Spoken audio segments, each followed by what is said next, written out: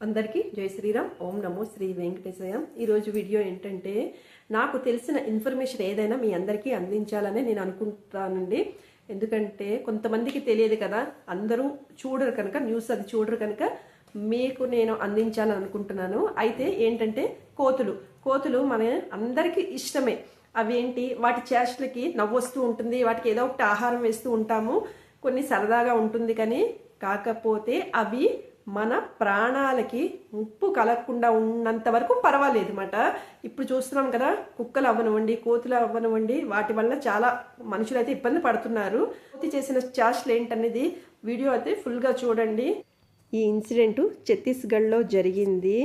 సునీత రాథోడ్ అన్న మహిళకి ఒక 20 రోజుల పాప పుట్టింది. ఆ పాపను పట్టుకొని బయట కూర్చుందంట, అందరితో మాట్లాడుతుంది, కొంచెం పరాగ్గా ఉంది. ఈలోపు ఒక పెద్ద కోతుల గుంపు వచ్చిందంట. ఈమె పరాగ్గా ఉంది కదా, ఈమె ఒడిలో ఉన్న ఆ 20 రోజుల పాపని పట్టుకొని ఒక కోతి పారిపోయిందంట. పారిపోతే ఇంకా సడన్గా జరిగింది కదా, అందరికీ భయం వేసి ఏం చేశారంట, ఆ పాపని తీసుకుందామని చెప్పేసి ఆ కోతుల్ని కర్ర పెట్టి జడిపించడం, పటాకులు పేల్చడం, ఇంకా అలా చేస్తూ ఉంటే ఆ పటాకులు పేల్చగానే ఆ కోతి ఏం చేసిందంట, ఒక నీళ్ళ ఉన్న బావిలో ఆ పాపని పడేసి వెళ్ళిపోయిందంట.